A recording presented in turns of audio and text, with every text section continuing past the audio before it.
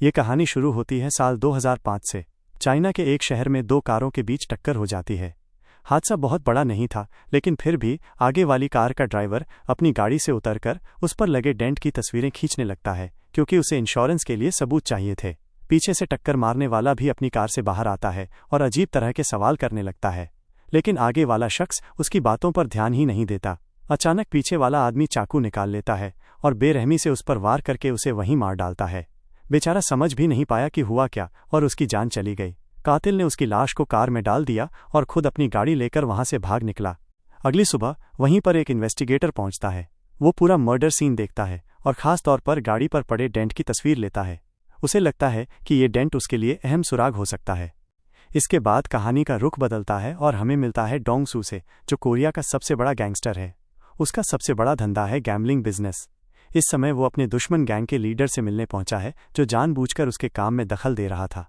दोनों की मुलाकात डील करने के लिए हुई है, लेकिन बहस के दौरान उनके असिस्टेंट आपस में भिड़ जाते हैं। ये देखकर डोंग सू गुस्से से भर उठता है। वो सबसे पहले अपने ही असिस्टेंट को मार देता है और फिर दुश्मन गैंग के आदमी के असिस्टेंट को इतनी बुरी तरह पीटता है कि उसके दांत तक तोड़ देता है। इसके बाद वो उन्हीं दांतों को उठाकर ग्लास में डालता है और दुश्मन लीडर के सामने रख देता है। ये सब देखकर डर के मारे दुश्मन गैंगस्टर उसकी डील मान लेता है। इसके बाद सीन कट होता है और हम पुलिस स्टेशन में ताए सुक को देखते हैं। वो अपने सीनियर्स को बताता है कि शहर में हाल ही में जितने भी मर्डर हुए हैं उनका पैटर्न एक जैसा है, ठीक वैसे ही जैसे कल का मर्डर हुआ। उसे शक है कि ये सीरियल किलिंग का केस है, लेकिन उसके सीनियर्स गुस्सा हो जाते हैं और कहते हैं कि तुमने बहुत हॉलीवुड फिल्में देख ली हैं, तुम्हारे पास एक केस है, उसी पर ध्यान दो। इधर डोंग सू अकेला ही घर लौट रहा था, तभी उसकी कार को पीछे से कोई टक्कर मारता है। कार से उतरकर देखने पर उसे सब नॉर्मल लगता है।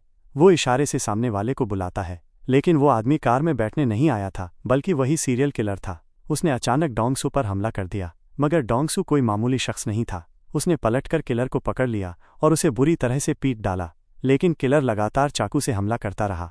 आखिरकार डोंग सू ने उसी के हाथ से चाकू छीनकर उसी पर वार कर दिया। किलर समझ गया कि डोंग सू को मारना आसान नहीं है। वो खुद भी जख्मी हो गया और बचने के लिए कार से डोंग सू को टक्कर मारकर वहां से भाग निकला। डोंग सू को अस्पताल ले जाया गया। उधर किलर अपने जख्मों को छुपाने के लिए स्टेपलर से घाव बंद करता है। वहीं डोंग सू के असिस्टेंट ने सोच लिया कि ये हमला दूसरे गैंग ने करवाया है।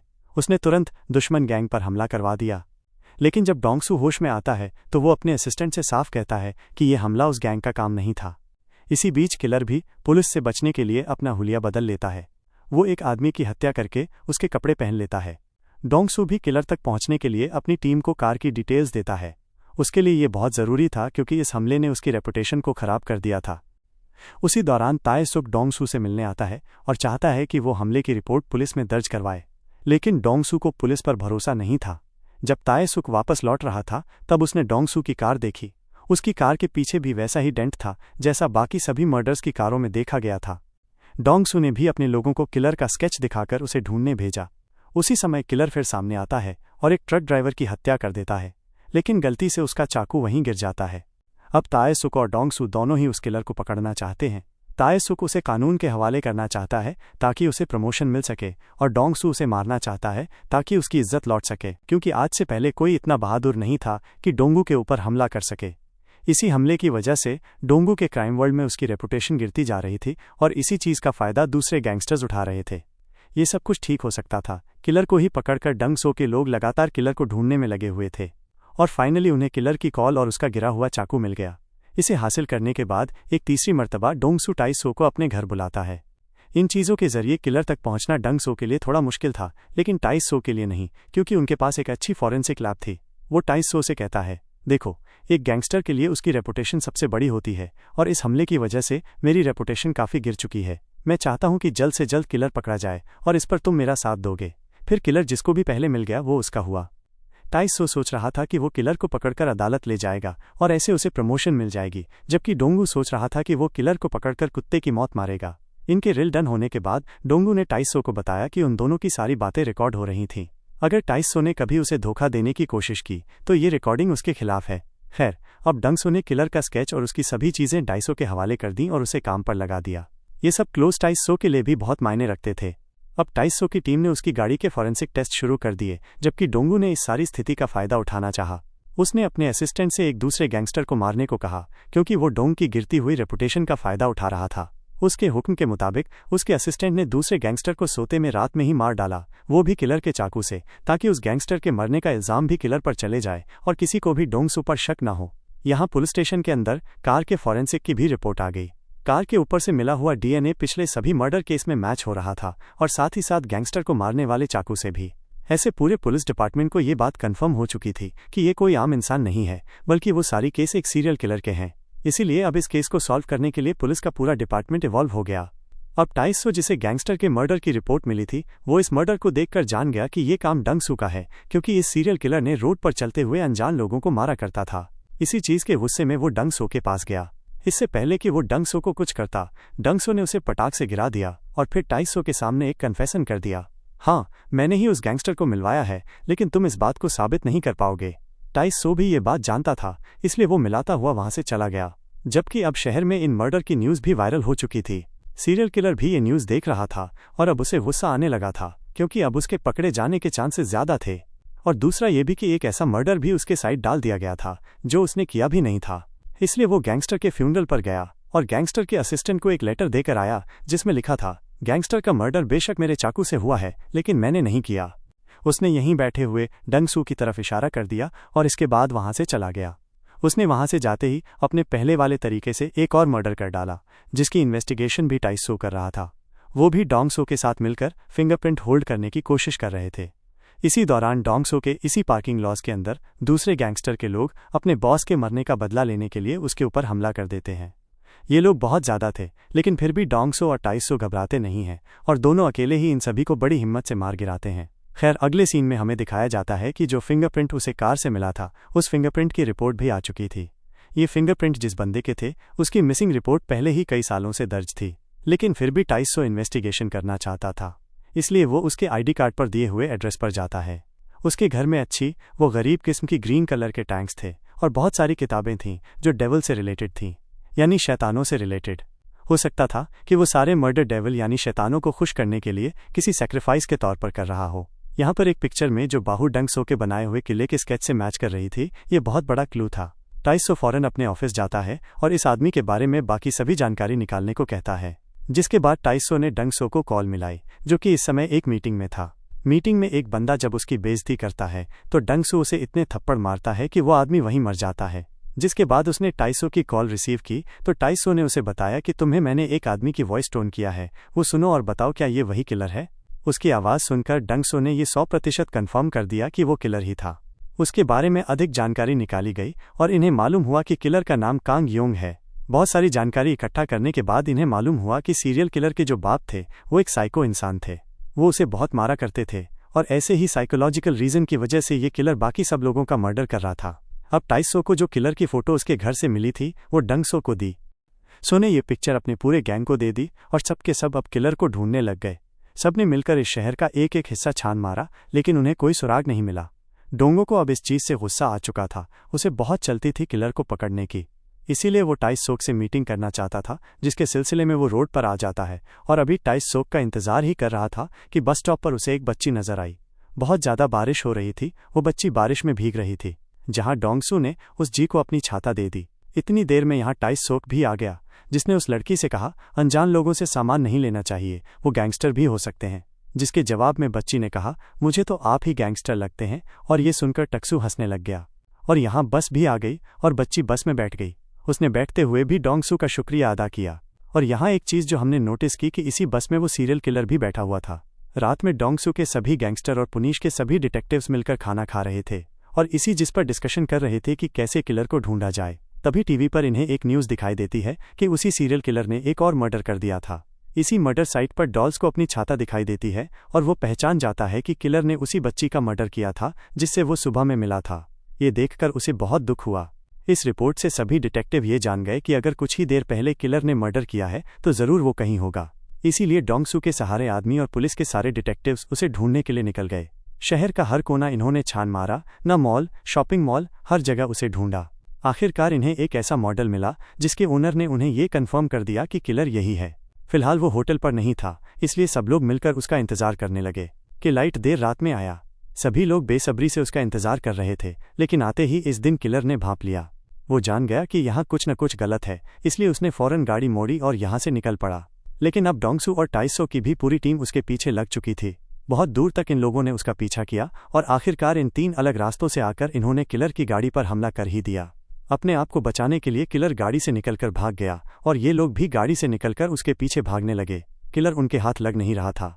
तब डोंगो ने टाइसो को अलग अलग डायरेक्शंस में भागने का इशारा किया, पर इनके अलग होने का किलर ने फायदा उठाया। उसने डोंगो के एक साथी को यहां मार डाला।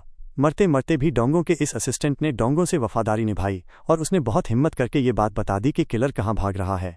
उसकी बताई डायरेक्शन पर चलते हुए डोंगो एक बार तक पहुंचा जहां उसने देखा कि 2 लड़कियां गाना गाते हुए रो रही हैं। वो समझ गया कि जरूर अंदर किलर ही होगा। किलर भी अंदर डोंगसू का ही इंतजार कर रहा था। उसका प्लान था कि वो आते ही डोंगो के ऊपर हमला करेगा और डोंगो को मार डालेगा, लेकिन डोंगो उससे कई ज्यादा चालाक था। उससे पहले लड़कियों को साइड पर होने का इशारा दिया और फिर लड़कियों से खामोशी से किलर के बारे में पूछा। उन्होंने वॉशरूम की दिशा इशारा किया। इससे पहले कि किलर वॉशरूम से निकलकर डोंगो के ऊपर हमला करता, डोंगो ने दरवाजा तोड़ते हुए किलर के ऊपर ही हमला कर दिया और दरवाजे के ऊपर से ही मार मार कर किलर को इतनी बुरी हालत में पहुंचा दिया जैसे वो मरने के करीब हो। इसके बाद उसने किलर को पांव से पकड़ा और घसीटते हुए यहां से ले गया। टाइसो को उसे अलर्ट देता रह गया, लेकिन डोंगो ने उसकी हर आवाज हर कॉल को इग्नोर कर दिया। डोंगो इस किलर को इस डेविल को अपने वेयरहाउस में ले गया। उसने वहां जाकर डेविल यानी इस किलर को बहुत मारा, लेकिन अजीब बात थी कि किलर सिर्फ पागलों की तरह हंसी रहा था। इससे पहले कि डोंगो मारकर इस किलर को मार देता, एकदम से यहाँ के शीशे टूटते हैं और कोई डोंगसू के ऊपर अपनी कार चढ़ा देता है। ये टाइसो था जो किलर को यहाँ से लेने के लिए आया था। उसके इस हमले से डोंगसू बेहोश हो चुका था, जिसके बाद वो किलर को यहाँ से ले गया। डोंगसू अब किसी अवार्ड की तरह इस किलर को पुलिस स्टेशन लेकर जा रहा था और सब लोग उसे हैरानी से देख रहे थे। मीडिया में भी ये न्यूज़ फैल चुकी थी कि फाइनली पुलिस ने किलर को पकड़ लिया है। यहाँ हमें ये भी मालूम हुआ कि इस किलर को पकड़ने के बाद अशोक ने डोंगसू के बहुत से गैम्बलिंग स्टेशनों पर रेड की और उसका बिजनेस तकरीबन ठप कर दिया। लेकिन इसका भी कुछ खास फायदा नहीं हुआ था टाइसो को, क्योंकि उसकी प्रमोशन जुड़ी थी ये साबित करने से कि वो जिस आदमी को पकड़ कर लाया है वही सीरियल किलर है। वो उसके साथ बहुत इन्वेस्टिगेशन करता है, बहुत दिमाग लगाता है, लेकिन खुद ही फ्रस्ट्रेट हो जाता है क्योंकि सामने वाला किलर बिल्कुल फॉर्मल था और पागलों की तरह हंस रहा था। टाइसो के पास उसके खिलाफ कोई भी ठोस सबूत नहीं था, यहाँ तक कि उसने केमिकल के जरिए अपने फिंगरप्रिंट्स भी मिटाए हुए थे ताकि उसे किसी भी चीज से जोड़ा न जा सके। असल में उसने ये सारी किलिंग्स बहुत ही प्लान के साथ की थी। यही सब बातें उसने कोर्ट में बयां की कि मैं मासूम हूँ, मैं एक लड़का हूँ, तो मेरे साथ ऐसा हो रहा है सिर्फ इसलिए कि मेरी शक्ल किलर से मिलती है, तो मैं किलर तो नहीं हो सकता। जज को भी उसे सजा देते हुए हिचकिचाहट हो रही थी और उसे बेकसूर भागता हुआ दिखते हुए सभी विक्टिम्स की फैमिली बहुत ज्यादा दुखी थी। ये सभी लोग इंसाफ चाहते थे। तभी प्रोसिक्यूटर यहाँ जज से परमिशन लेता है एक आखिरी गवाह को बुलाने के लिए। ये गवाह कोई और नहीं था बल्कि डोंगसो ही था। एक वाहिद गवाह, एक वाहिद विक्टिम जो इस किलर के वार से बच गया था। निकला था वो यहाँ कैसे आया था, इसके पीछे भी एक कहानी थी। टाइसो के पास इस किलर के खिलाफ कोई सबूत नहीं था, जबकि वो इस किलर को सजा दिलवाना चाहता था। इसीलिए वो गया डोंगो के पास। उसने डोंगसो से बोला, हम दोनों का मकसद सेम है, हम दोनों ही उस किलर को पकड़वाना चाहते हैं, तो अच्छा यही नहीं होगा कि हम इसके लिए कानून का सहारा लें। डोंगसो जब नहीं मानता तो यहाँ उसे ब्लैकमेल करने के लिए टाइसो एक रिकॉर्डिंग प्ले करता है जिसमें डोंगसो ने कन्फेस किया था कि उसने अपने दुश्मन गैंगस्टर को मरवाया है। ये सुनकर डोंगसो के पास बीटा हिस्सों की बात मानने के अलावा कोई रास्ता नहीं था। उसी वजह से डोंगसो आज कोर्ट बैठा। उसने ईमानदारी से यहाँ बयान रिकॉर्ड करवाया कि उस दिन वो वही आदमी था जिसने डोंगसो के ऊपर हमला किया था। डोंगसो की बात काटते हुए लड़का वकील बोलता है, हम एक गैंगस्टर की बात पे यकीन नहीं कर सकते। जवाब में डोंग्स कहता है, अगर इसने तुम्हारी फैमिली में से किसी को मारा होता शायद तब तुम ऐसा ना कहते। उसकी बात सुनकर किलर हंसने लग जाता है और यहाँ डोंगसो को गुस्सा आ जाता है। वो खड़े होकर अपनी शर्ट उतार देता है। वो अदालत में पूरे हमले की स्टोरी बताता है और दिखाता है कहाँ कहाँ किलर ने उसके ऊपर हमला किया था। इसके बाद वो अदालत में एक स्केच भी दिखाता है जो हमले के फौरन बाद डोंगसो ने बनवाया था। यहाँ पर डोंगसो ने अदालत में एक लेटर भी दिखाया जिस पर लिखा था कि मर्डर मेरे ही जाग से हुआ है। इस टाइम डोंगसो ने इस लेटर का दूसरा हिस्सा फाड़ दिया था जिसमें ये लिखा था कि मर्डर मैंने नहीं किया। अपनी बातों पे यकीन दिलाने के लिए डोंगसो जज से कहता है, आप चाहें तो इस गले की शैडो थ्रग देख सकते हैं क्योंकि उस रात मैंने भी इस आदमी की चेस्ट पे वार किया था। पुलिस जब चेक करती है तो निशान बिल्कुल वही था जहां टंगस ने बताया था और ऐसे डोंगसो के बयान की वजह से किलर को जिंदगी भर की सजा हो जाती है। साथ ही साथ डोंगसो जो कि एक गैंगस्टर था, यहाँ अदालत उसे भी उसके गलत काम की वजह से सजा सुना देती है। लेकिन एक प्लस पॉइंट ये था कि डोंगसो की दी हुई गवाही की वजह से उसकी सजा बहुत कम हो चुकी थी और इस सब के नतीजे में अब टाइसो को भी प्रमोशन मिल चुकी थी। ना सब जेल में जाता है जहां बहुत सारे लोग उसे झुककर सलाम करते हैं। यही दूर बेंच पर हमें एक आदमी दिखाया जाता है जो वहां बैठा बुक पढ़ रहा था। ये कोई और नहीं बल्कि वो सीरियल का नरे था जिसे देखकर डोंगसो हंस रहा था। असल में अपना कन्फेशन रिकॉर्ड कराना, अपने ही जुर्मों पे जेल आना, ये सब भी डोंग सो का ही प्लान था, क्योंकि उसने कसम खाई थी कि अपने ऊपर हमला करने वाले आदमी को वो खुद मारेगा। और टाइस सो के साथ काम करने की शर्त भी उसने यही रखी थी कि अदालत की सजा सुनाने के बाद किलर को कानून नहीं मारेगा, बल्कि वो खुद मारेगा, जिस पर टाइस सो मान गया था। ऐसे प्लान के मुताबिक टाइस सो ने उसे उसी जेल में रखा जहां पहले से ही किलर था। इसलिए तो डोंग सो अब बहुत खुश था। वो हंसते हुए एक रस्सी लेकर वॉशरूम में जाता है जहां पर वो पहले से ही नहा रहा था। डोंगो को देखकर उसकी सांसें खुश्क होने लगी। डोंगो ने मुस्कुराते हुए उसे कहा, चलो वो खेल खत्म करते हैं जो हमने शुरू किया था। यानी साफ साफ था कि यहाँ डोंग सो उसे मार देगा, लेकिन उससे पहले ही ये मफ़ी यहाँ खत्म हो जाते हैं। अगर आपको ये वीडियो पसंद आया हो तो लाइक और शेयर ज़रूर करें। चैनल को सब्सक्राइब करना मत भूलिए और बेल आइकन दबाइए ताकि नया वीडियो सबसे पहले आप तक पहुँचे।